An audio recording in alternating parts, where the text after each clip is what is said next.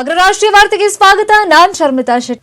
ದಾವಣಗೆರೆ, ಹೊಳಲ್ಕೆರೆ, ತುಮಕೂರಲ್ಲಿ ರಾಹುಲ್ ಅಬ್ಬರ, ಚಾಮುಂಡೇಶ್ವರಿಯಲ್ಲಿ ಎಚ್ಡಿಕೆ ಆರ್ಭಟ, ಬಿಜೆಪಿಗೆ ಸಿಕ್ತು ಯತ್ನಾಳ್ ಖೂಬಾ ಪವರ್.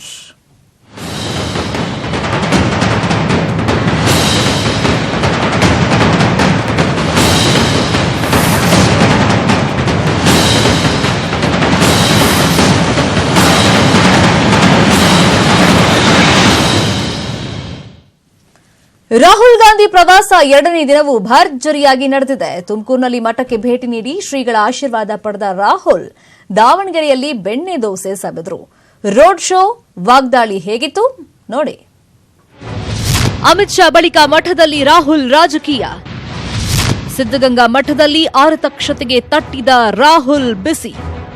ಅಮಿತ್ ಶಾ ಸಿದ್ದಗಂಗಾ ಶ್ರೀಗಳನ್ನ ಭೇಟಿ ಮಾಡಿದ್ದ ಬೆನ್ನಲ್ಲೇ ಇವತ್ತು ರಾಹುಲ್ ಗಾಂಧಿ ಶಿವಕುಮಾರ ಸ್ವಾಮೀಜಿಯನ್ನ ಭೇಟಿ ಮಾಡಿ ಆಶೀರ್ವಾದ ಪಡೆದರು.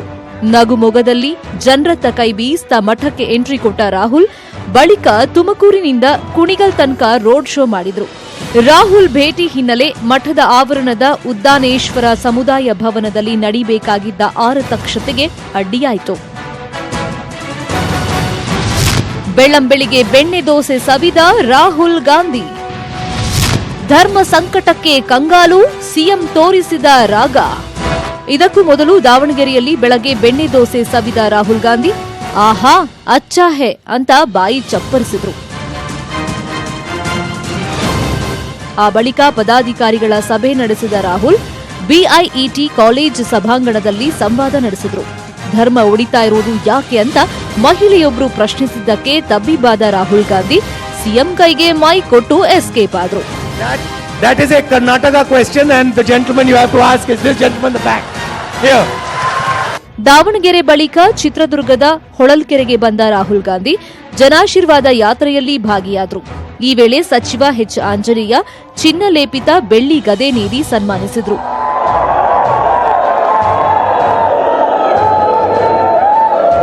ಇದೇ ಸಂದರ್ಭದಲ್ಲಿ ರಾಹುಲ್ ಬಿಜೆಪಿ ವಿರುದ್ಧ ವಾಗ್ದಾಳಿ ನಡೆಸಿದರು.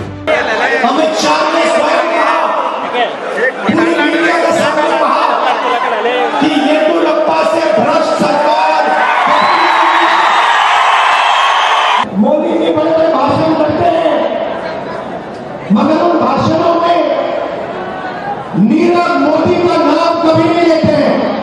नीरव मोदी हिंदुस्तान की जनता का 30,000 करोड़ रुपया चोरी करके भाग गया. नुडिगंटे नडे मतलब जो कहते हो करो.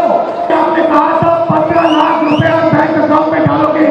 नुडिगंटे नडे करके दिखाओ. ಕುಮಾರಸ್ವಾಮಿ, ಯಡಿಯೂರಪ್ಪ ಇಬ್ರು ಮುಖ್ಯಮಂತ್ರಿ ಕನಸು ಕಾಣ್ತಾ ಇದ್ದಾರೆ.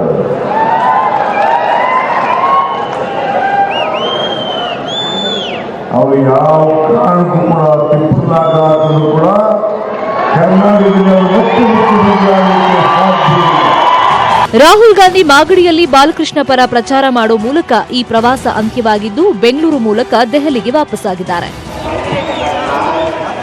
District bureau, news 18 Kannada. AICC ಅಧ್ಯಕ್ಷರಾದ ಬಳಿಕ ರಾಹುಲ್ ಗಾಂಧಿ ಪ್ರಬುದ್ಧರಾಗಿ ರಾಜಕೀಯ ಮಾಡ್ತಿದ್ದಾರಾ? ಈ ತನಕ ಬಿಜೆಪಿಯ ಟೀಕೆ, ಟಿಪ್ಪಣಿ, ವ್ಯಂಗ್ಯಗಳಿಗೆ ತಕ್ಕ ಉತ್ತರ ಕೊಡೋದಕ್ಕೆ ಸಜ್ಜಾಗಿ ಬಂದಿದ್ದಾರಾ ಅನ್ನೋ ಪ್ರಶ್ನೆ ಜನರನ್ನ ಕಾಡ್ತಿದೆ. ಅದಕ್ಕೆಲ್ಲ ಕಾರಣ ಏನು ಅಂತ ನೋಡಿ. ಬಿಜೆಪಿಯ ಕಾಂಗ್ರೆಸ್ ಮುಕ್ತ ಭಾರತದ ಸ್ಲೋಗನ್, ಕಾಂಗ್ರೆಸ್ನ ಕುಟುಂಬ ರಾಜಕಾರಣದ ಮೇಲಿನ ಆರೋಪ, ಜೊತೆಗೆ ರಾಹುಲ್ ಗಾಂಧಿಯವರು ಏನೇ ಮಾತನಾಡಿದರೂ ಕೂಡ ಅದಕ್ಕೊಂದು ವ್ಯಂಗ್ಯಭರಿತವಾದಂಥ ಕಮೆಂಟ್ ಮಾಡಿ ರಾಹುಲ್ ಗಾಂಧಿಯವರನ್ನು ಜರ್ಜರಿತರನ್ನಾಗಿ ಮಾಡಿದ್ದು, ಅದರ ಜೊತೆಗೇ ಸರಣಿ ರೂಪದಲ್ಲಿ ಜಯದ ಗೆಲುವನ್ನು ಹಲವಾರು ರಾಜ್ಯಗಳಲ್ಲಿ ಸಾಧಿಸಿದ್ದು, ಇವೆಲ್ಲವೂ ಕೂಡ ರಾಹುಲ್ ಗಾಂಧಿಯವರ ನಾಯಕತ್ವಕ್ಕೆ ಪ್ರಶ್ನೆಯನ್ನು ಮಾಡಿದ್ದು. ಆದರೆ ಅದೆಲ್ಲವನ್ನು ಕೂಡ ಈಗ ಬಿಜೆಪಿಯವರೇ ಮೂಗಿನ ಮೇಲೆ ಬೆರಳಿಟ್ಕೊಳ್ಳುವಂತೆ ರಾಜ್ಯ ಪ್ರವಾಸದಲ್ಲಿ ರಾಹುಲ್ ಗಾಂಧಿಯವರು ಆಕ್ಟಿವ್ ಆಗಿದ್ದಾರೆ. ದಕ್ಷಿಣ ಭಾರತದ ಹೆಬ್ಬಾಗಿಲು ಕರ್ನಾಟಕ. ಕಾಂಗ್ರೆಸ್ ಅಧಿಕಾರ ಹಿಡಿದಿರುವ ಅತಿ ದೊಡ್ಡ ರಾಜ್ಯವೂ ಕೂಡ ಹೌದು. ಎಐಸಿಸಿ ಅಧ್ಯಕ್ಷರಾದ ನಂತರ ರಾಹುಲ್ ಗಾಂಧಿ ಕರ್ನಾಟಕದಲ್ಲಿ ಅಧಿಕಾರ ಹಿಡಿಯುವ ದೊಡ್ಡ ಅಸೈನ್ಮೆಂಟ್ ತೆಗೆದುಕೊಂಡಿದ್ದಾರೆ. ಹಾಗಾಗಿ ರಾಜ್ಯದ ಉದ್ದಗಲಕ್ಕೂ ಕಾಲಿಗೆ ಚಕ್ರ ಕಟ್ಟಿಕೊಂಡವರಂತೆ ತಿರುಗಾಡ್ತಾ ಇದ್ದಾರೆ. ಈ ಮೂಲಕ ಕಾಂಗ್ರೆಸ್ನ ನಾಯಕರು ಹಾಗೂ ಸಾರ್ವಜನಿಕರಿಗೆ ಹತ್ತಿರವಾಗ್ತಾ ಇದ್ದಾರೆ. ಬಿಜೆಪಿಯ ಒನ್ ಮ್ಯಾನ್ ಶೋ ಪಾಲಿಟಿಕ್ಸ್ಗೆ ತಿರುಗೇಟು ನೀಡ್ತಾ ಇದ್ದಾರೆ.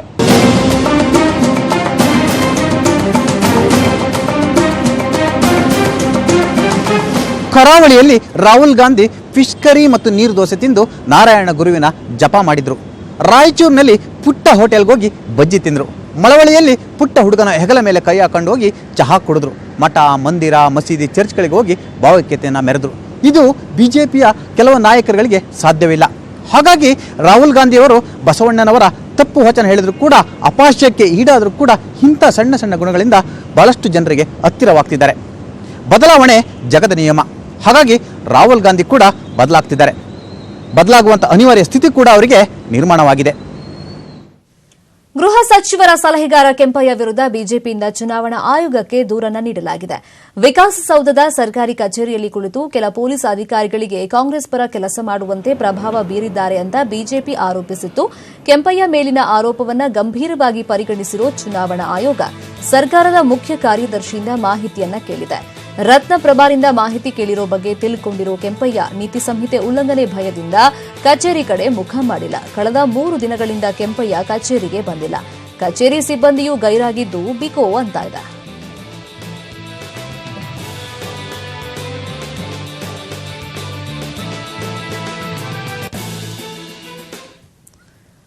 ಚುನಾವಣೆ ಹತ್ರವಾಗ್ತಾ ಇದ್ದ ಹಾಗೆ ಪಕ್ಷಾಂತರ ಪರ್ವ ಕೂಡ ಜೋರಾಗಿದೆ. ಇವತ್ತು ಕೆಲವು ನಾಯಕರು ಬಿಜೆಪಿಗೆ ಸೇರ್ಪಡೆಯಾದರು. ಆದರೆ ವಿರೋಧಿಸಿ ಕಾರ್ಯಕರ್ತರು ಪ್ರತಿಭಟನೆ ಮಾಡಿದ್ರು.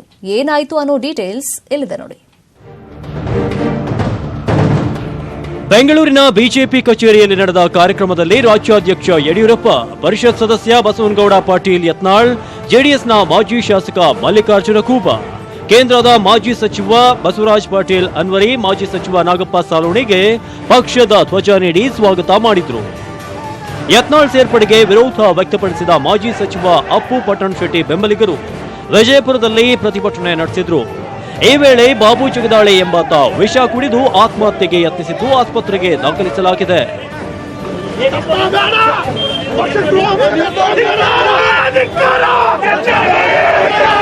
ಇನ್ನು ಮಲ್ಲಿಕಾರ್ಜುನ ಖೂಬಾ ಸೇರ್ಪಡೆ ವಿರೋಧಿಸಿ ಬೆಂಗಳೂರಿನಲ್ಲಿ ಬಿಜೆಪಿ ಕಚೇರಿ ಎದುರೇ ಪ್ರತಿಭಟನೆ ನಡೆಸಲಾಯಿತು. ಈ ವೇಳೆ ಮಾತನಾಡಿದ ಖೂಬಾ, ಪ್ರಧಾನಿ ಮೋದಿ ಚಿಂತನೆ ಮೆಚ್ಚಿ ಬಿಜೆಪಿ ಸೇರಿದ್ದೇನೆ ಅಂದ್ರು. ಈಗೂ ಬಿಜೆಪಿಗೆ ಸೇರಿದ್ದೀನಿ. ನಿಷ್ಠಾವಂತ ಶಿಸ್ತಿನ ಸಿಪಾಯಿಯಾಗಿ ಎಲ್ಲ ಕಾರ್ಯಕರ್ತರು ವೋಟರ್ ಜೊತೆಯಲ್ಲಿ ಕೂಡ ಬಿಜೆಪಿ ಯಾರ್ಯಾರು ಸಪೋರ್ಟ್ ಮಾಡಿದಾಗ ಅವ್ರದೆಲ್ಲ ಆಶೀರ್ವಾದ ತಗೊಂಡು ಸನ್ಮಾನ್ಯ ರಾಜ್ಯಾಧ್ಯಕ್ಷರು BS ಯಡಿಯೂರಪ್ಪ ಮಾರ್ಗದರ್ಶನ ಮ್ಯಾಗ ಒಳ್ಳೆ ಕೆಲಸ ಮಾಡಬೇಕು, ಅಧಿಕಾರ ಬರಬೇಕು. ಆ ನಿಟ್ಟಿನ ನಾವೆಲ್ಲ ಹೈದರಾಬಾದ್ ಕರ್ನಾಟಕ ಭಾಗ ಶ್ರಮ ಮಾಡಬೇಕಂತ ವಿಚಾರ ಇಟ್ಕೊಂಡು ಬಂದಿದ್ದೆವು. ಖೂಬಾ ವಿರೋಧಿಸಿ ಯಲಹಂಕದ ರೆಸಾರ್ಟ್ನಲ್ಲಿ ಕೂಡ ಸಭೆ ನಡೆಸಿದ್ದು, ಯಾವುದೇ ಕಾರಣಕ್ಕೂ ಬಸವ ಕಲ್ಯಾಣದಲ್ಲಿ ಖೂಬಾ ಬೆಂಬಲಿಸೋದಿಲ್ಲ. 20 ವರ್ಷಗಳಿಂದ ಖೂಬಾನನ್ನ ವಿರೋಧಿಸಿದ್ದೇವೆ. ಖೂಬಾಗೆ ಟಿಕೆಟ್ ನೀಡಿದ್ರೆ ಪಕ್ಷೇತರ ಅಭ್ಯರ್ಥಿಯಾಗಿ ಸ್ಪರ್ಧಿಸಲು ನಿರ್ಧಾರ ಮಾಡಲಾಗಿದೆ. ಆತ ವಿಜಯಪುರದಲ್ಲಿ ಜೆಡಿಎಸ್ ಸೇರಿದ್ದ AS ನಡಹಳ್ಳಿ ಏಕಾಏಕಿ ಬಿಜೆಪಿ ಸೇರಿದ್ರಿಂದ ದೇವರ ಹಿಪ್ಪರ್ಗಿ ಟಿಕೆಟ್ ಆಕಾಂಕ್ಷಿ ರಾಜೀವ್ ಗೌಡ ಪಾಟೀಲ್ ಕುದರಿ ಸಾಲವಾಡಿಗೆ ನೇತೃತ್ವದಲ್ಲಿ 400 ಪದಾಧಿಕಾರಿಗಳು ಬಿಜೆಪಿಗೆ ಸಾಮೂಹಿಕ ರಾಜೀನಾಮೆ ನೀಡಿದ್ದಾರೆ. ಏಪ್ರಿಲ್ 8ರಂದು ಕುಮಾರಸ್ವಾಮಿ ಸಮ್ಮುಖದಲ್ಲಿ ಜೆಡಿಎಸ್ ಸೇರ್ಪಡೆ ಆಗಲು ನಿರ್ಧರಿಸಿದ್ದಾರೆ. ವಿಜಯಪುರದ ಬಳಿಕ ಮೈಸೂರಿನ ಚಾಮುಂಡೇಶ್ವರಿಯಲ್ಲಿ ಕಾಂಗ್ರೆಸ್ಗೆ ಶಾಕ್ ನೀಡಿರುವ ಜೆಡಿಎಸ್ ಆಪರೇಷನ್ ಕಾಂಗ್ರೆಸ್ ಮಾಡಿದ್ದು ಸಿಎಂ ಸಿದ್ದರಾಮಯ್ಯ ಪರಮಾಪ್ತನ ಪುತ್ರನನ್ನೇ ಜೆಡಿಎಸ್ಗೆ ಸೆಳೆದಿದ್ದಾರೆ. ಉಮಾಶಂಕರ್ ಜೆಡಿಎಸ್ ಸೇರ್ಪಡೆಯಾಗಿದ್ದು 25ಕ್ಕೂ ಹೆಚ್ಚು ಮುಖಂಡರು ಪಕ್ಷಕ್ಕೆ ಬರಲಿದ್ದಾರೆ. ಸಿಎಂ ಹಾಗೂ ಅವರ ಮಗನಿಗೆ ಸೋಲು ಕಟ್ಟಿಟ್ಟ ಬುತ್ತಿ ಎಂದಿದ್ದಾರೆ. ಉಮಾಶಂಕರ್ ಅವರೇನು ಬೇರೆ ಪಕ್ಷದವರೆಲ್ಲ ನಮ್ಮನೆಯವರೇ, ನನ್ನ ಅಭಿಪ್ರಾಯ ಇದೆ. ಕೆಂಪೇಗೌಡರ ಮಗ ಮಧ್ಯದಲ್ಲಿ ಸ್ವಲ್ಪ ಅವರು ಜಾತಿ ಮುಖಂಡರುಗಳ ಹೇಳಿಕೆ ಕೊಡಿಸ್ತಕ್ಕಂಥದ್ರ ಮುಖಾಂತರ ಸಿದ್ದರಾಮಯ್ಯನವರ ನಿಜವಾದ ಬಣ್ಣ ಏನು ಅಂತಕ್ಕಂಥದ್ದನ್ನು ಒಡೆದು ಆಳ್ತಕ್ಕಂಥ ನೀತಿ ಏನಿದೆ. ಯಾರೋ 4 ಜನ ಲೀಡ್ರು ಕೈನಲ್ಲಿ ಹೇಳಿಕೆ ಕೊಡಿಸಿದ ತಕ್ಷಣ ಈ ಸಮಾಜದ್ದು ವೀರಶೈವ ಲಿಂಗಾಯತ ಮಾಡ್ದಂಗೆ ಅವ್ರು ಎಲ್ಲರನ್ನೂ ಬುಟ್ಟಿಗೆ ಹಾಕೊಂಡ್ಬಿಡ್ತೀನಿ, ಇಡೀ ಒಕ್ಕಲಿಗರ ಸಮಾಜದ ಓಟ್ನ ಅಂತ ತಿಳ್ಕೊಂಡಿದ್ರೆ ಈ ಚುನಾವಣೆ ಅವರಿಗೆ ಬ್ರಾಹ್ಮಣೇಸನ ಆಗ್ತಕ್ಕಂಥದ್ರಲ್ಲಿ ಯಾವುದೇ ರೀತಿಯ ಅನುಮಾನ ಇಲ್ಲ. ಒಟ್ಟಾರೆ ಬಿಜೆಪಿಗೆ ಕೆಲವು ಮುಖಂಡರು ಸೇರಿದ್ರೆ ಕೆಲವು ಪಕ್ಷ ಬಿಟ್ಟು ಜೆಡಿಎಸ್ನತ್ತ ಮುಖ ಮಾಡಿದ್ದಾರೆ. ಸಿಎಂ ಕ್ಷೇತ್ರದಲ್ಲಿ ಆಪರೇಷನ್ ಮಾಡಿರುವ ಜೆಡಿಎಸ್ ಸಿಎಂಗೆ ಸೋಲುಣಿಸಲು ಹವಣಿಸುತ್ತಿದೆ. Bureau report, news 18 Kannada. BJP ticket ಹಂಚಿಕೆ ಕಾರ್ಯ ಭರದಿಂದ ಸಾಗಿದ್ದು ಯಲಹಂಕ ರೆಸಾರ್ಟ್ನಲ್ಲಿ ಸಭೆಯನ್ನು ನಡೆಸಲಾಗಿದೆ. ಹೈಕಮಾಂಡ್ ಜೊತೆ ಸರ್ವೆ ನಡೆಸಿ ಪಟ್ಟಿಯನ್ನು ಸಿದ್ದಪಡಿಸಲಾಗುತ್ತಿದೆ. ಇನ್ನು 3 ದಿನಗಳ ಕಾಲ ಅಭ್ಯರ್ಥಿಗಳ ಆಯ್ಕೆ ನಡೆಯಲಿದೆ. ಕಳಂಕಿತರಿಗೆ ಟಿಕೆಟ್ ಇಲ್ಲ, ಸಾಮಾನ್ಯ ಆರೋಪಿಗಳಿಗೆ ಮಣೆ ಹಾಕಲ್ಲ ಅಂತ ಹೇಳಿದ್ದಾರೆ ಯಡಿಯೂರಪ್ಪ ಅವರು. ನಾವು ಪಟ್ಟಿ ಮಾಡಿ ಅಮಿತ್ ಶಾಗೆ ಪಟ್ಟಿ ರವಾನೆ ಮಾಡ್ತೀವಿ, ಅವರು ಕೂಡ ಸರ್ವೆ ನಡೆಸಿದ್ದು ಅಂತಿಮವಾಗಿ ಅಮಿತ್ ಶಾ ಪಟ್ಟಿ ಬಿಡುಗಡೆ ಮಾಡ್ತಾರೆ ಅಂತ ಹೇಳಿದ್ರು. ಇನ್ನು ಸಿಟಿ ರವಿ ಮಾತನಾಡಿ ಬೆಂಗಳೂರಿನ 14 ಬಿಜೆಪಿ ಅಭ್ಯರ್ಥಿಗಳ ಪಟ್ಟಿ ಬಹುತೇಕ ಫೈನಲ್ ಆಗಿದೆ ಅಂತ ಹೇಳಿದ್ರು. ಇದೇ ಸಭೆಯಲ್ಲಿ ಜನಾರ್ದನ್ ರೆಡ್ಡಿ ಸ್ಥಿತಿ ಬಗ್ಗೆ ರೆಡ್ಡಿ ಟೀಂ ಪ್ರಸ್ತಾಪ ಮಾಡಿತು. ಜನಾರ್ದನ್ ರೆಡ್ಡಿ ನನ್ನ ಆತ್ಮೀಯ ಸ್ನೇಹಿತರು, ಅವರು ಯಾವತ್ತೂ ಕೂಡ ಪಕ್ಷ ಬಿಟ್ಟು ಹೋಗೋ ವ್ಯಕ್ತಿ ಅಲ್ಲ, ಅವರೊಬ್ಬ ದೇಶ ಪ್ರೇಮಿ, ಪಕ್ಷಕ್ಕಾಗಿ ಸಾಕಷ್ಟು ಕೆಲಸ ಮಾಡಿದ್ದಾರೆ ಅಂತ ರೆಡ್ಡಿ ಪರ ಶ್ರೀರಾಮುಲು ಬ್ಯಾಟಿಂಗ್ ಮಾಡಿದ್ದಾರೆ. 7ನೇ ತಾರೀಕು ಸಾಯಂಕಾಲದವರೆಗೂ ಪ್ರತಿಯೊಂದು ಜಿಲ್ಲೆಯ ಪ್ರಮುಖರು, ವಿಧಾನಸಭಾ ಕ್ಷೇತ್ರದಲ್ಲಿರುವಂತಹ ತಾಲೂಕಿನ ಅಧ್ಯಕ್ಷರು, ಪ್ರಮುಖರು, ಸಂಭವನೀಯ ಅಭ್ಯರ್ಥಿಗಳು ಇವರೆಲ್ಲರ ಬಗ್ಗೆ ಅಭಿಪ್ರಾಯಗಳನ್ನ ತಗೊಳ್ತಾ ಇದ್ದೀವಿ. ನಾಡಿದ್ದು ಸಾಯಂಕಾಲ 5 ಗಂಟೆ ಒಳಗಾಗಿ ಎಲ್ಲವನ್ನ ಮುಗಿಸಿ ಅಭಿಪ್ರಾಯವನ್ನು ತಗೊಂಡು ನಂತರ ಇದೇ ಅಭಿಪ್ರಾಯವನ್ನು ನಮ್ಮ ಅಮಿತ್ ಶಾಜಿ ಅವರಿಗೆ ಈ ಥರ ಅಭಿಪ್ರಾಯ ಇದೆ ಅಂತ ನಾವೆಲ್ಲ ಆಲ್ ಇಂಡಿಯಾ ಲೀಡರ್ಸ್ ಎಲ್ಲ ಇದ್ದಾರೆ, ಒಟ್ಟಾಗಿ ತಗೊಂಡೋಗಿ ಅಭಿಪ್ರಾಯವನ್ನು ಕೊಡ್ತೇವೆ. ಅವ್ರು ಸರ್ವೆ ಮಾಡಿರುವಂಥ ರಿಪೋರ್ಟು, ಇಲ್ಲಿ ನಾವು ಕೊಡುವಂಥ ಅಭಿಪ್ರಾಯ, ಇದೆಲ್ಲವನ್ನ ತುಲನೆ ಮಾಡಿ ನೋಡಿಬಿಟ್ಟು ಫೈನಲ್ ಡಿಸಿಷನ್ನ ಪಾರ್ಲಿಮೆಂಟರಿ ಬೋರ್ಡ್ ತಗೊಳುತ್ತೆ. ಅದಕ್ಕೆ ನಾವು ಬದ್ಧರಾಗಿರ್ತೇವೆ. 7ನೇ ತಾರೀಕು ಈಗಾಗಲೇ ನಮ್ಮ ರಾಷ್ಟ್ರೀಯ ಅಧ್ಯಕ್ಷರು ಸ್ಪಷ್ಟಪಡಿಸಿದ್ದಾರೆ, ಇಂಟರ್ನಲ್ ಮತ್ತು ಎಕ್ಸ್ಟರ್ನಲ್ ಸರ್ವೆ ಅಂತ ಹೇಳಿ. ಈಗ ನಡೀತಿರ್ತಕ್ಕಂಥ ಆಂತರಿಕ ಸರ್ವೆಯ ಒಂದು ಸಮೀಕ್ಷೆ ಈಗ ನಡೆಸ್ತಾ ಇರ್ತಕ್ಕಂಥದ್ದು. ಇದ್ರ ಜೊತೆಗೆ ಬಾಹ್ಯ ಸಮೀಕ್ಷೆ, ಮತದಾರರ ಮನಸ್ಸಿನಲ್ಲಿ ಏನಿದೆ ಅಂತಕ್ಕಂಥದ್ದನ್ನು ತಿಳ್ಕೊಂಡು ಅವೆರಡನ್ನೂ ಹೊಂದಾಣಿಕೆ ಮಾಡಿ, ಅದ್ರ ಜೊತೆಗೆ ಕ್ಯಾಸ್ಟ್ ಕಾಂಬಿನೇಷನ್ ಮಾಡಿ ಗೆಲ್ಲುವ ಅಭ್ಯರ್ಥಿಗಳನ್ನು, ಬದ್ಧತೆ ಇರತಕ್ಕಂಥ ಅಭ್ಯರ್ಥಿಗಳಿಗೆ ಆದ್ಯತೆ ಕೊಟ್ಟು ಅಭ್ಯರ್ಥಿ ಆಯ್ಕೆ ಮಾಡುವಂಥ ಮಾತನ್ನು ಈಗಾಗಲೇ ರಾಷ್ಟ್ರೀಯ ಅಧ್ಯಕ್ಷರು ಹೇಳಿದ್ದಾರೆ. ಹನೂರು ವಿಧಾನಸಭಾ ಕ್ಷೇತ್ರದ ಬಿಜೆಪಿ ಕಾರ್ಯಕರ್ತರಲ್ಲಿ ಭಿನ್ನಮತ ಸ್ಫೋಟಗೊಂಡಿದೆ. ಪರಿಮಳ ನಾಗಪ್ಪ ಪುತ್ರ ಪ್ರೀತನ್ಗೆ ಟಿಕೆಟ್ ನೀಡುವುದಕ್ಕೆ ತೀವ್ರ ವಿರೋಧವಿದ್ದು ಸೋಮಣ್ಣಗೆ ಟಿಕೆಟ್ ನೀಡುವಂತೆ ಬೆಂಬಲಿಗರು ಪಟ್ಟಣ ಹಿಡಿದಿದ್ದಾರೆ. ಸಭೆ ಮೇಲೆ ಸಭೆ ನಡೆಸಿದ ಬಿಎಸ್ವೈ ಕಾರ್ಗೂ ಅಡ್ಡಗಟ್ಟಿ ತಮ್ಮ ಆಕ್ರೋಶವನ್ನು ವ್ಯಕ್ತಪಡಿಸಿದ್ದಾರೆ. ಹನೂರು ವಿಧಾನಸಭಾ ಕ್ಷೇತ್ರದ ಬಿಜೆಪಿಯಲ್ಲಿ ಭಿನ್ನಮತ. ಮಾಜಿ ಸಚಿವ ವಿ ಸೋಮಣ್ಣಗೆ ಟಿಕೆಟ್ ನೀಡಲು ಒತ್ತಾಯ. ಹನೂರು ವಿಧಾನಸಭಾ ಕ್ಷೇತ್ರದ ಟಿಕೆಟ್ ಈಗಾಗಲೇ ಪರಿಮಳ ನಾಗಪ್ಪ ಪುತ್ರ ಪ್ರೀತಂಗೆ ಕನ್ಫರ್ಮ್ ಆಗಿದೆ. ಸೋಮಣ್ಣರಿಗೆ ಟಿಕೆಟ್ ಇಲ್ಲ ಅನ್ನೋದು ಸ್ಪಷ್ಟವಾಗಿದೆ. ಆದರೂ ಕೂಡ ಮಾಜಿ ಸಚಿವ ವಿ ಸೋಮಣ್ಣಗೆ ಟಿಕೆಟ್ ನೀಡಲೇಬೇಕೆಂದು ಸೋಮಣ್ಣ ಬೆಂಬಲಿಗರು ಪಟ್ಟು ಹಿಡಿದಿದ್ದಾರೆ. ಹನೂರಿನಲ್ಲಿ ಗೌರಿಶಂಕರ ಕಲ್ಯಾಣ ಮಂಟಪದಲ್ಲಿ ಸೋಮಣ್ಣ ಬೆಂಬಲಿಗರು ಸಭೆ ನಡೆಸಿ ಸೋಮಣ್ಣ ಪರ ಬ್ಯಾಟಿಂಗ್ ಮಾಡಿದ್ದಾರೆ. ಸುಮಾರು 14 ಚುನಾವಣೆ ನಡೆದಿದೆ ಇಲ್ಲಿ. ಈ 14 ಚುನಾವಣೆಯಲ್ಲಿ 2 ಸಾರಿ ವಿರೋಧ ಪಕ್ಷ ಗೆದ್ದಿರೋದು. ಸ್ವತಃ ಆಡಳಿತ ಪಕ್ಷನೇ ಬಂದ್ಗೆ ಕರೆ ಕೊಟ್ಟು ನಮ್ಮ ನಿಜವಾದ ನಮ್ಮ ಎದುರಾಳಿ ಯಾರು ಪರಿಮಳ ನಾಗಪ್ಪನವರಲ್ಲ, ನಮ್ಮ ನಿಜವಾದ ಎದುರಾಳಿ ಪರಿಮಳ ನಾಗಪ್ಪನವರಲ್ಲ, ಎದುರಾಳಿ. ಮತ್ತೊಂದು ಕಡೆ ಹಾಸನ ಜಿಲ್ಲೆ ಅರಸೀಕೆರೆ ಕ್ಷೇತ್ರದಲ್ಲಿ ಸೋಮಣ್ಣ ಪುತ್ರನಿಗೆ ಟಿಕೆಟ್ ಕೈತಪ್ಪುವ ಸಾಧ್ಯತೆ ಇದೆ ಅನ್ನಲಾಗ್ತಿದೆ. ಕಳೆದ 15 ದಿನಗಳಿಂದ ಹಾಸನಕ್ಕೆ ಸೋಮಣ್ಣ ಹೋಗದೇ ಇರೋದ್ರಿಂದ ಕಾರ್ಯಕರ್ತರಲ್ಲಿ ಗೊಂದಲ ಮೂಡಿದೆ. ಹಾಸನ, ಅರಗಲಗೂಡು, ಸಕಲೇಶಪುರ, ಅರಸೀಕೆರೆಯಲ್ಲಿರೋ ಸೋಮಣ್ಣ ಬೆಂಬಲಿಗರು ಅತಂತ್ರ ಪರಿಸ್ಥಿತಿಯಲ್ಲಿದ್ದಾರೆ. ಈ ಹಿನ್ನೆಲೆಯಲ್ಲಿ ಅರಸೀಕೆರೆಯಲ್ಲಿ ಬಿಜೆಪಿ ರಾಜ್ಯಾಧ್ಯಕ್ಷ ಯಡಿಯೂರಪ್ಪ ಅವರ ಕಾರಿಗೆ ಸೋಮಣ್ಣ ಬೆಂಬಲಿಗರು ಮುತ್ತಿಗೆ ಹಾಕಿ ಪ್ರತಿಭಟನೆ ನಡೆಸಿದ್ದಾರೆ. ಹಾಸನದಿಂದ ಅಶೋಕ್ ಜೊತೆ ರಾಜೇಶ್, ನ್ಯೂಸ್ 18 ಕನ್ನಡ, ಚಾಮರಾಜನಗರ. ಚುನಾವಣೆಯಲ್ಲಿ ಪರಸ್ಪರ ಸ್ಪರ್ಧಿಸಲು ಮುಂದಾಗಿದ್ದ ಜಾರಕಿಹೊಳಿ ಸಹೋದರರು ಕೊನೆಗೂ ಒಂದಾಗಿದ್ದಾರೆ. ಯಮಕನಮರಡಿಯಿಂದ ಬಿಜೆಪಿಯಿಂದ ಸ್ಪರ್ಧೆ ಮಾಡುವುದಾಗಿ ಹೇಳಿದ್ದ ಲಖನ್ ಜಾರಕಿಹೊಳಿ ತಮ್ಮ ನಿರ್ಧಾರದಿಂದ ಹಿಂದೆ ಸರಿದಿದ್ದಾರೆ. ಬೆಳಗಾವಿಯ ಖಾನಾಪುರದಲ್ಲಿ ಕಾಂಗ್ರೆಸ್ ಭಿನ್ನಮತ ಸ್ಫೋಟಗೊಂಡಿದೆ. ಡಾಕ್ಟರ್ ಅಂಜಲಿ ನಿಂಬಾಳ್ಕರ್ಗೆ ಟಿಕೆಟ್ ಕೊಟ್ಟಿದ್ದಕ್ಕೆ ಸ್ಥಳೀಯ ಕಾಂಗ್ರೆಸ್ ನಾಯಕರು ಅಸಮಾಧಾನ ಹೊರಹಾಕಿದ್ದಾರೆ. ಸಾಗರ ಕ್ಷೇತ್ರದ ಬಿಜೆಪಿ ಟಿಕೆಟ್ಗಾಗಿ ಬೇಲೂರು ಗೋಪಾಲಕೃಷ್ಣ, ಹರತಾಳ್ ಹಾಲಪ್ಪ ನಡುವೆ ಪೈಪೋಟಿ ಮುಂದುವರೆದಿದೆ. ಯಡಿಯೂರಪ್ಪ ನನಗೇ ಟಿಕೆಟ್ ಕೊಡ್ತೀನಿ ಅಂತ ಹೇಳಿದ್ದಾರೆ ಅಂತ ಬೇಲೂರು ಗೋಪಾಲಕೃಷ್ಣ ನ್ಯೂಸ್ 18ಗೆ ಹೇಳಿಕೆಯನ್ನು ಕೊಟ್ಟಿದ್ದಾರೆ.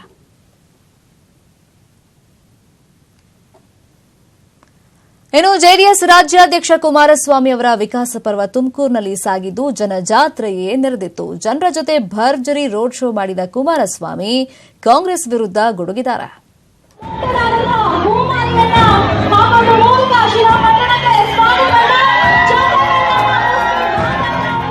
ತುಮಕೂರಿನ ಶಿರಾದಲ್ಲಿ ಜೆಡಿಎಸ್ ವಿಕಾಸ ಪರ್ವ ಯಾತ್ರೆ ವೇಳೆ ಮಾಜಿ ಸಿಎಂ ಎಚ್ಡಿ ಕುಮಾರಸ್ವಾಮಿಗೆ ಅದ್ಧೂರಿ ಸ್ವಾಗತ ನೀಡಲಾಯಿತು. ಜೆಸಿಬಿಗಳ ಮೂಲಕ ಕುಮಾರಸ್ವಾಮಿಗೆ ಹೂವಿನ ಅಭಿಷೇಕ ಮಾಡಿದ ಮೇಲೆ ಅದ್ಧೂರಿ ರೋಡ್ ಶೋ ನಡೆಸಲಾಯಿತು. ಅಧಿಕಾರಕ್ಕೆ ಬಂದ 24 ಗಂಟೆಗಳಲ್ಲಿ ರೈತರ ಸಾಲ ಮನ್ನಾ ಘೋಷಣೆ ಪುನರುಚ್ಚರಿಸಿದ ಕುಮಾರಸ್ವಾಮಿ, ಸಿದ್ದರಾಮಯ್ಯ ರೀತಿ ಸಾಲ ಮನ್ನಾ ಮಾಡೋದಿಲ್ಲ, ಎಲ್ಲಾ ಬ್ಯಾಂಕ್ನಲ್ಲಿರುವ ರೈತರ ಸಾಲ ಮನ್ನಾ ಮಾಡೇ ತೀರ್ತೀನಿ ಅಂತ ಘೋಷಿಸಿದ್ರು. 2 ಜನ್ಮವೆತ್ತಿ ನಿಮ್ಮ ಮುಂದೆ ಬಂದಿರೋ ನಾನು ಸುಳ್ಳು ಹೇಳಿ ಮೆಚ್ಚಿಸೋದಿಲ್ಲ ಎಂದಿದ್ದಾರೆ. ಇನ್ನು ಏಪ್ರಿಲ್ 5ರಿಂದ 15ರವರೆಗೆ ಕುಮಾರಸ್ವಾಮಿ ಪ್ರವಾಸ ದಿನಾಂಕ ಬಿಡುಗಡೆಯಾಗಿದ್ದು, ಏಪ್ರಿಲ್ 5ರಂದು ಶಿಕಾರಿಪುರ, ಶಿಗ್ಗಾವಿ, 6ಕ್ಕೆ ರಾಣಿಬೆನ್ನೂರು, ಹಾವೇರಿ, ಏಪ್ರಿಲ್ 7ಕ್ಕೆ ಮುಧೋಳ, ಶಹಾಪುರ, ಗುರುಮಿಟ್ಕಲ್, ಏಪ್ರಿಲ್ 8ಕ್ಕೆ ವಿಜಯಪುರ, ಬಸವನ ಬಾಗೇವಾಡಿ, ದೇವರಹಿಪ್ಪರಗಿ, ಏಪ್ರಿಲ್ 9ರಂದು ಅಥಣಿ, ಖಾನಾಪುರ, ಬೈಲಹೊಂಗಲ, ಏಪ್ರಿಲ್ 10ಕ್ಕೆ ಬಾಗೇವಾಡಿ, ನರಗುಂದ, ಏಪ್ರಿಲ್ 11 ಯಲಬುರ್ಗಾ, ಹಗರಿಬೊಮ್ಮನಹಳ್ಳಿ, ಬಳ್ಳಾರಿ, ಏಪ್ರಿಲ್ 12ಕ್ಕೆ ಮೊಳಕಾಲ್ಮೂರು, ಚಳ್ಳಕೆರೆ, ಹಿರಿಯೂರಿನಲ್ಲಿ ವಿಕಾಸ ಪರ್ವ ನಡೆಯಲಿದೆ. Bureau report, news 18 Kannada. 2 ಕ್ಷೇತ್ರಗಳಲ್ಲಿ ಸ್ಪರ್ಧಿಸಲು ಬಯಸಿದ್ದವರಿಗೆ ಶಾಕಿಂಗ್ ಸುದ್ದಿ. ಸುಪ್ರೀಂ ಕೋರ್ಟ್ಗೆ ಸಲ್ಲಿಕೆಯಾಗಿದ್ದ ಪಿಐಎಲ್ ಅರ್ಜಿಗೆ ಅಫಿಡವಿಟ್ ಸಲ್ಲಿಸಿರೋ ಕೇಂದ್ರ ಚುನಾವಣಾ ಆಯೋಗ ಒಬ್ಬ ಅಭ್ಯರ್ಥಿ ಒಂದೇ ಕಡೆ ಸ್ಪರ್ಧಿಸುವಂತಾಗಬೇಕು ಅಂತ ಅಭಿಪ್ರಾಯವನ್ನು ತಿಳಿಸಿತ್ತು. ಈ ಬಗ್ಗೆ ಸುಪ್ರೀಂ ಕೋರ್ಟ್ ಅಭಿಪ್ರಾಯದ ಪರಾಮರ್ಶೆ ನಡೆಸ್ತಾ ಇದ್ದು, ಯಾವಾಗ ಬೇಕಿದ್ರೂ ತೀರ್ಪನ್ನು ನೀಡಬಹುದು. ಒಂದು ವೇಳೆ ಆಯೋಗದ ಅಭಿಪ್ರಾಯಕ್ಕೆ ಮಾನ್ಯತೆ ಸಿಕ್ಕರೆ ಕೆಲ ನಾಯಕರಿಗೆ ಸಂಕಷ್ಟ ಎದುರಾಗಲಿದೆ. 2 ಕಡೆ ಸ್ಪರ್ಧಿಸಲು ಬಯಸಿರೋ ಸಿದ್ದರಾಮಯ್ಯ, ಯಡಿಯೂರಪ್ಪ, ಕುಮಾರಸ್ವಾಮಿ ಆಸೆಗೆ ಕಲ್ಲು ಬೀಳಲಿದೆ. ರಾಜ್ಯಸಭೆಯಲ್ಲಿ ಕನ್ನಡಿಗರಿಗೆ ಟಿಕೆಟ್ ಕೊಡುವಂತೆ ನ್ಯೂಸ್ 18 ಕನ್ನಡ ಅಭಿಯಾನ ಮಾಡಿತ್ತು. ಅದರಂತೆ ಕನ್ನಡಿಗರೇ ಆಯ್ಕೆಯಾಗಿದ್ದು, ಇದೀಗ ಪ್ರೊಫೆಸರ್ ಎಲ್ ಹನುಮಂತಯ್ಯ ರಾಜ್ಯಸಭೆಯಲ್ಲಿ ಕನ್ನಡದಲ್ಲೇ ಪ್ರಮಾಣ ಸ್ವೀಕರಿಸುವ ಮೂಲಕ ಕನ್ನಡ ಪ್ರೇಮ ಮೆರೆಯುವ ಮೂಲಕ ಅಭಿಯಾನಕ್ಕೆ ಸಾರ್ಥಕತೆಯನ್ನು ತಂದುಕೊಟ್ಟಿದ್ದಾರೆ. ಸಂವಿಧಾನಕ್ಕೆ ಸತ್ಯ, ಶ್ರದ್ಧೆಯನ್ನು ಮತ್ತು ನಿಷ್ಠೆಯನ್ನು ಹೊಂದಿರುವುದೆಂದು, ಭಾರತದ ಸಾರ್ವಭೌಮತ್ವವನ್ನು ಮತ್ತು ಅಖಂಡತೆಯನ್ನು ಎತ್ತಿ ಹಿಡಿಯುತ್ತೇನೆಂದು ಮತ್ತು ನಾನು ಈಗ ಕೈಗೊಳ್ಳುವ ಕರ್ತವ್ಯವನ್ನು ಶ್ರದ್ಧಾಪೂರ್ವಕ. ದೇಶಾದ್ಯಂತ ದಲಿತ ಹೋರಾಟ ಜೋರಾಗಿದ್ದು, ಪ್ರಧಾನಿ ಮೋದಿ ಪ್ರತಿಕ್ರಿಯೆಯನ್ನು ಕೊಟ್ಟಿದ್ದಾರೆ. ಉಳಿದ ಸರ್ಕಾರಗಳಿಗಿಂತ ನಮ್ಮ ಸರ್ಕಾರ ಅಂಬೇಡ್ಕರ್ಗೆ ಗೌರವ ಕೊಡ್ತಾ ಇದೆ ಅಂತ ಹೇಳಿದ್ದಾರೆ.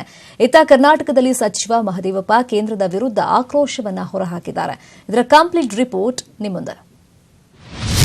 ವಿಚಾರಣೆ ನಡೆಸದೆ ಅರೆಸ್ಟ್ ಮಾಡೋದು ಸರಿಯಲ್ಲ. ತೀರ್ಪಿಗೆ ಮಧ್ಯಂತರ ತಡೆ ನೀಡಲು ಸುಪ್ರೀಂ ನಕಾರ. ದಲಿತರ ರಕ್ಷಣೆಗೆ ಇದ್ದ ಜಾತಿ ನಿಂದನೆ ಕಾಯ್ದೆ ಬಗ್ಗೆ ಕಳೆದ ಮಾರ್ಚ್ 20ರಂದು ತೀರ್ಪು ನೀಡಿದ ಸುಪ್ರೀಂ ಕೋರ್ಟ್ ವಿಚಾರಣೆ ನಡೆಸದೆ ಏಕಾಏಕಿ ಬಂಧನ ಬೇಡ ಎಂದಿತ್ತು.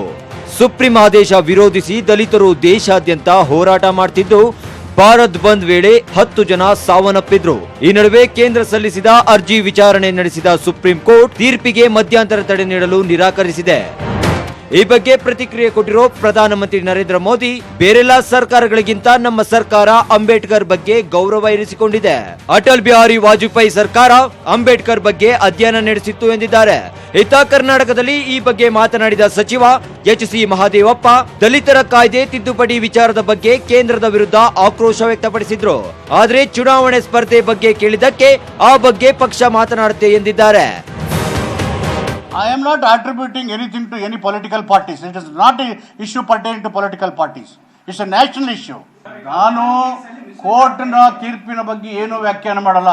It is the parliament which is supreme. They have to place the subject before the parliament and debate, bring in an amendment to the constitution in such a manner to protect the act. Parliament is supreme. That's why I am urging the Prime Minister to open up and place the subject before parliament. Tweets and SMS are not going to come to the rescue of the Dalits or anybody. ಒಟ್ಟಾರೆ ದಲಿತರ ರಕ್ಷಣೆಗೆ ಇದ್ದ atrocity act ತನ್ನ ಅಸ್ತಿತ್ವ ಕಳೆದುಕೊಳ್ಳಲಿದೆ ಅನ್ನೋ ಭೀತಿಯಲ್ಲಿ ದಲಿತರಿದ್ದಾರೆ. ಮೋದಿ ಸರ್ಕಾರ ಮಾತ್ರ ನಾವು ದಲಿತರ ರಕ್ಷಣೆ ಮಾಡ್ತೀವಿ ಎನ್ನುತ್ತಿದೆ. ಮುಂದೇನಾಗುತ್ತೆ ಕಾದು ನೋಡಬೇಕು. ಮಂಜೇಗೌಡ, ನ್ಯೂಸ್ 18 ಕನ್ನಡ, ಬೆಂಗಳೂರು. ಸ್ಕೀಮ್ ಅಂದ್ರೆ ನಿರ್ವಹಣಾ ಮಂಡಳಿನೇ ಅಲ್ಲ ಅಂತ ಸುಪ್ರೀಂ ಕೋರ್ಟ್ ನೆನ್ನೆ ತಾನೇ ಹೇಳಿತ್ತು. ಆದರೆ ಕಾವೇರಿ ನಿರ್ವಹಣಾ ಮಂಡಳಿಗಾಗಿ ತಮಿಳುನಾಡಿನಲ್ಲಿ ಕದನ ಜೋರಾಗಿದೆ. ಆದರೆ ಗೌಡ್ರು ಮಾತ್ರ ಯಾವುದೇ ಕಾರಣಕ್ಕೂ ಮಣಿಬಾರದು ಅಂತ ಒತ್ತಾಯಿಸಿದ್ದಾರೆ. ಕಾವೇರಿ ನಿರ್ವಹಣಾ ಮಂಡಳಿಗಾಗಿ ತಮಿಳರ ಪಟ್ಟು. ನಾಳೆ ತಮಿಳುನಾಡು ಬಂದ್, ಬಸ್ ಸೇವೆ ಕ್ಯಾನ್ಸಲ್. ಶಾಂತಿ ಶಾಂತಿ, ಸಮಸ್ಯೆ ಬಗೆಹರಿಸ್ತೀವಿ ಎಂದ ಸುಪ್ರೀಂ.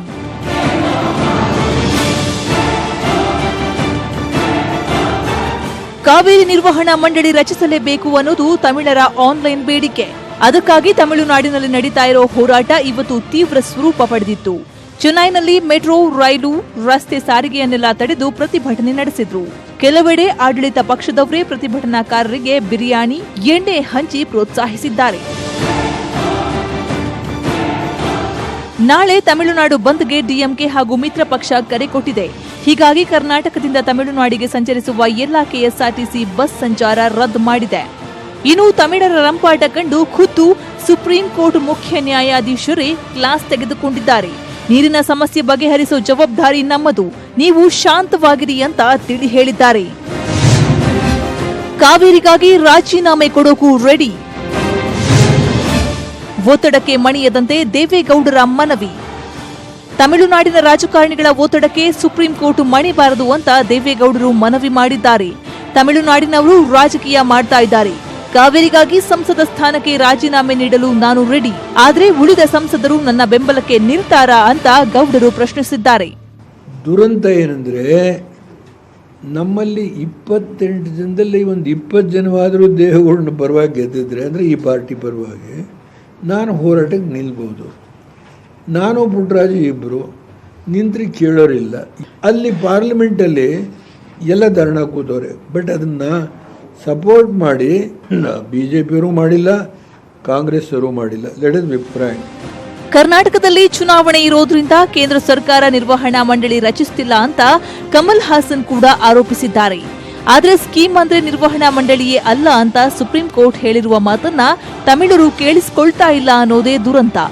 ಒಟ್ನಲ್ಲಿ ಕಾವೇರಿ ಬಗ್ಗೆ ಸುಪ್ರೀಂ ಕೋರ್ಟ್ ತೀರ್ಪಿನಿಂದ ಕರ್ನಾಟಕಕ್ಕೆ ಒಂದಷ್ಟು ನ್ಯಾಯ ಸಿಕ್ಕಿರೋದು ತಮಿಳಿಗರು ಅರಗಿಸಿಕೊಳ್ತಾ ಇಲ್ಲ. Shafeeq Abbas, news desk, Bengaluru.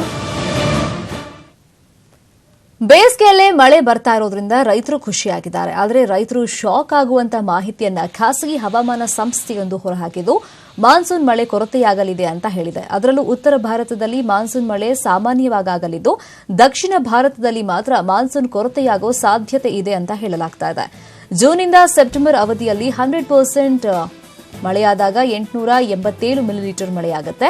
ಸಾಮಾನ್ಯವಾಗಿ ಮಾನ್ಸೂನ್ನಿಂದ ಭತ್ತ, ಕಬ್ಬು, ಜೋಳ, ಹತ್ತಿ, ಸೋಯಾಬೀನ್ಸ್ ಬೆಳೆಗೆ ತೊಂದರೆಯಾಗಲಿದೆ ಅಂತ ತಿಳಿಸಿದೆ. ಆದರೆ ಕೇಂದ್ರ ಹವಾಮಾನ ಇಲಾಖೆ ಮುಂದಿನ ವಾರ ಅಧಿಕೃತವಾಗಿ ಮಾಹಿತಿಯನ್ನು ಬಿಡುಗಡೆ ಮಾಡುತ್ತೆ. ದಾವೂದ್ ಇಬ್ರಾಹಿಂ ವಿಚಾರವಾಗಿ ನೆರೆಯ ಪಾಕ್ ಮತ್ತೊಮ್ಮೆ ಬೆತ್ತಲಾಗಿದೆ. ವಿಶ್ವಸಂಸ್ಥೆಯೇ ದಾವೂದ್ನ ಪಾಕ್ ವಿಳಾಸವನ್ನ ಜಗಜ್ಜಾಹೀರು ಮಾಡಿದೆ. ವಿಶ್ವಸಂಸ್ಥೆಯ ಭದ್ರತಾ ಮಂಡಳಿ ಬಿಡುಗಡೆ ಮಾಡಿರೋ ಜಾಗತಿಕ ಉಗ್ರರ ಹೊಸ ಪಟ್ಟಿಯಲ್ಲಿ ದಾವೂದ್ ಇಬ್ರಾಹಿಂನ ಕರಾಚಿ ಬಂಗ್ಲೆಯ ವಿಳಾಸ ಇದೆ. ಕರಾಚಿಯ ನೂರ್ಬಾದ್ನಲ್ಲಿರೋ ಹಿಲ್ಲಿ ಏರಿಯಾದಲ್ಲಿ ದಾವೂದ್ನ ಬಂಗ್ಲೆ ಇದೆ. ಅಲ್ಲದೆ ರಾವಲ್ಪಿಂಡಿ ಹಾಗೂ ಕರಾಚಿಯಲ್ಲಿ ದಾವೂದ್ಗೆ ಹಲವು ಪಾಸ್ಪೋರ್ಟ್ ನೀಡಲಾಗಿದೆ ಅಂತ ಹೇಳಿದೆ. ಅಲ್ಲದೆ ದಾವೂದ್ ಪಾಕ್ ಮಾತ್ರವಲ್ಲದೆ Bharat, England, UAE, Spain, Morocco, Turkey, surprise, ಆಸ್ಟ್ರೇಲಿಯಾದಲ್ಲಿ ಆಸ್ತಿ ಹೊಂದಿರುವುದನ್ನು ತಿಳಿಸಿದೆ. ವಿಶ್ವಸಂಸ್ಥೆಯ ಈ ಹೊಸ ಲಿಸ್ಟ್ನಲ್ಲಿ ಭಾರತದ ಮೋಸ್ಟ್ ವಾಂಟೆಡ್ ಉಗ್ರ ಹಫೀಜ್ ಸಯೀದ್ ಸೇರಿ 139 ಮಂದಿ ಪಾಕ್ನ ಉಗ್ರರಿದ್ದಾರೆ.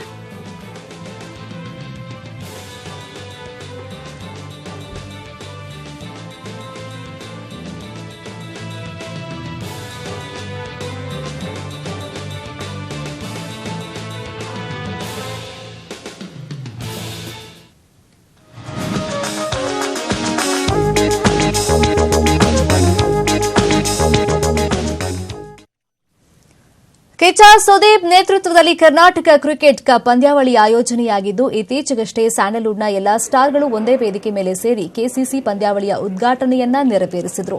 ಕೆಸಿಸಿ T10-10 ಫಾರ್ಮೆಟ್ನಲ್ಲಿ ನಡೆಯಲಿರೋ ಈ ಕ್ರಿಕೆಟ್ ಪಂದ್ಯಾವಳಿಯಲ್ಲಿ ಒಟ್ಟು 6 ತಂಡಗಳು ಇರುತ್ತವೆ. ಪುನೀತ್ ರಾಜ್ಕುಮಾರ್, ಶಿವರಾಜ್ ಕುಮಾರ್, ಸುದೀಪ್, ಯಶ್, ದಿಗಂತ್ ಹಾಗೂ ರಕ್ಷಿತ್ ಶೆಟ್ಟಿ ಈ ನಟರೆಲ್ಲ ಒಂದೊಂದು ತಂಡದಲ್ಲಿ ಒಬ್ಬೊಬ್ಬರು ಆಡ್ತಾರೆ.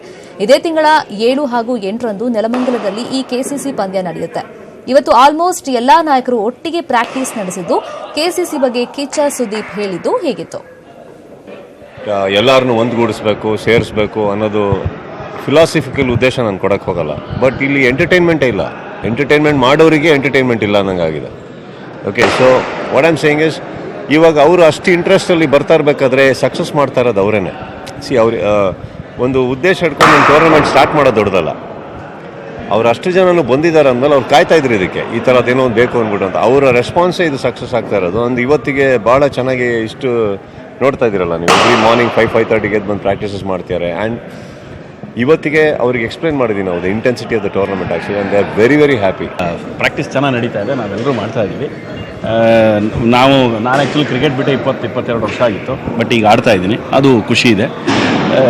ಜೊತೆಗೆ ನನಗೆ ಭಾಳ ಖುಷಿ ಏನು ಅಂದರೆ ಭಾಳ ಸೀರಿಯಸ್ ಆಗಿ ಹೇಳ್ಬೇಕು ಅಂದರೆ ಕೆಲವು ಡೈರೆಕ್ಟರ್ಸ್ಗಳಿಗೆಲ್ಲ ತುಂಬ ಹೊಟ್ಟೆ ಇದೆ, ಅದನ್ನು ಕರಗಿಸ್ಬೇಕು ಅನ್ನೋದಕ್ಕೆ ಕೂಡ ಸುದೀಪ್ ಅವರು ತೀರ್ಮಾನ ಮಾಡಿದ್ದಾರೆ. ನೆಕ್ಸ್ಟು ಪೈಲ್ವಾನ್ ಅನ್ನೋ ಸಿನಿಮಾ ಶುರು ಮಾಡೋದ್ರಿಂದ ಅದರಿಂದ ಇವರು ಕೂಡ. ಇದು ಸದ್ಯದ ನ್ಯೂಸ್ ಅಪ್ಡೇಟ್ಸ್. ಇಲ್ಲಿ ತನಕ ಸುದ್ದಿ ಕೊಟ್ಟಿದ್ದು ನಾನು ಶರ್ಮಿತಾ ಶೆಟ್ಟಿ. ನೋಡ್ತಾರೆ ನ್ಯೂಸ್ 18 ಕನ್ನಡ. ಜಾಲ ನಮ್ಮದು, ಬಲ ನಿಮ್ಮದು.